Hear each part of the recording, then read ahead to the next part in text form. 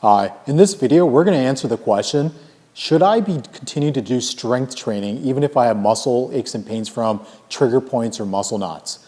Hi, Dr. Jasper here from musclewizard.net. I get this question all the time, especially from my weightlifting patients. I see a lot of guys at the gym who are doing a lot of shrugs, and they're always complaining of a burning pain up in their upper neck area. And they always ask, hey, should I be doing trigger point therapy? Should I stop strength training at all? It really matters. You're going to have certain groups of therapists or trainers that say, don't worry about trigger point therapy. You don't need to dig into these muscles. Just make that muscle stronger, and that pain's going to go away. Then there's the other group, which is more of a therapist, are going to tell you, you know what, you should address the trigger points first and then get into strength training after. I'm kind of somewhere in the middle, and let me give you a couple different examples. One is, like I said, if I got weightlifters at the gym and they're doing a lot of shoulder shrugs and they're getting that burning pain, instead of going into and starting doing trigger point therapy into those muscles, what we're going to do is we're going to strengthen the other muscles around it to stabilize. So there's a muscle in the neck called the levator scapula, and that muscle attaches from the shoulder blades up to the neck, and that can get tight, and especially if you're doing a lot of shoulder shrugs. So instead of me going and working that muscle out with trigger points, we're going to strengthen the upper traps. And the way I usually do that is I get people to raise their arms and do shoulder shrugs from that position. What ends up happening is that takes that levator scapula out of the picture and starts strengthening the upper traps, which kind of stabilizes that area. And in that situation, I didn't do any trigger points for that levator scapula muscle, and all of a sudden that person is feeling great.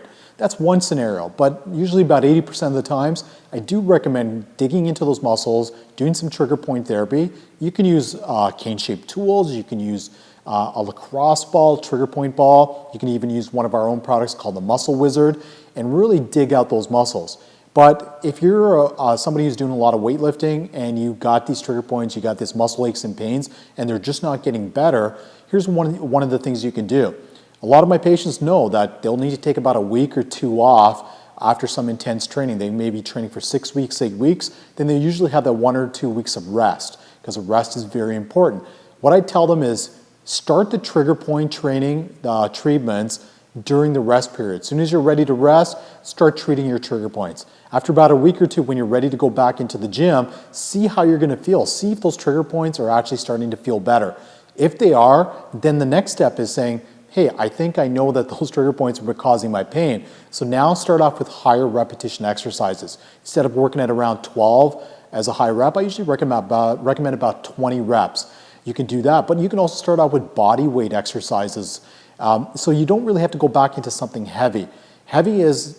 Problem is people start developing these muscle knots and they do a lot of eccentric movements. So this movement's okay, but it's that slow movement coming down, which is going to tighten those muscles up again. So instead of using weights, try using some TheraBands, elastic bands, like I said, body weight training, and going back into high repetition exercise. Now, as you start doing the exercises, you're going to know yourself with your body of how to progress yourself back into what you were doing before.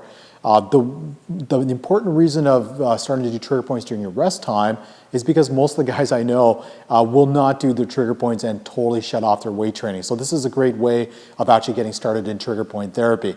Another question I always get is, should I continue doing this? My pain's feeling better, I'm back into strengthening, and should I continue doing trigger points? And the answer is yes.